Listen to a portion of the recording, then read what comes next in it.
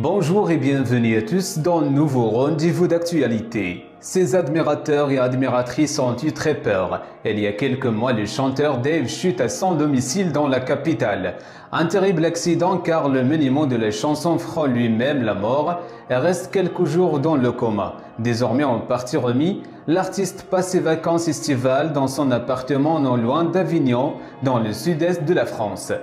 Depuis cette demeure qu'il se confie à Gala sur les séquelles de son accident. Dans une interview au Gala, depuis qu'elle est sortie de coma, Dave n'a plus ni le goût ni l'odorat. « Je mange comme avant. Moi je ne ressens rien. C'est horrible », nous explique le chanteur. Privé d'un plaisir central dans sa vie, sans compte qu'en vieillissant, la jouissance, qui est tellement importante dans la vie, devient par la force des choses beaucoup moins sexuelle, ajoute-t-il avec son franc-parler habituel. Alors celle d'un bon verre de vin, un bon petit plat, est tellement importante, et j'en suis privé, sans savoir combien de temps ça va durer.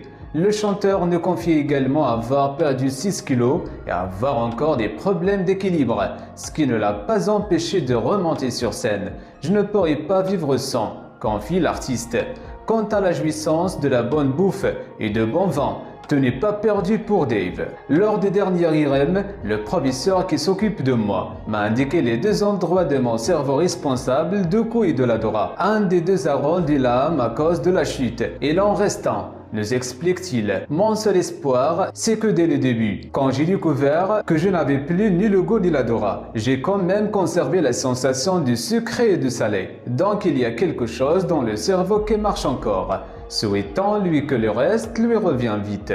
Dave est un chanteur néerlandais né le 4 mai 1944 à Amsterdam. Issu d'une famille mélomane, il se tourne rapidement vers le chant et la guitare. Pourtant, c'est d'abord la théologie qui semble le fasciner, mais il finit par s'inscrire en faculté de droit. À la fin des années 1960, il s'offre un petit bateau de pêche et part à la conquête de l'Europe.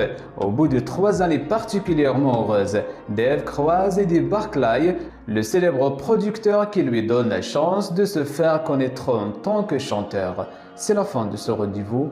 N'oubliez pas de réagir sur la section de commentaires et d'activer la cloche de notification. Merci, à très bientôt.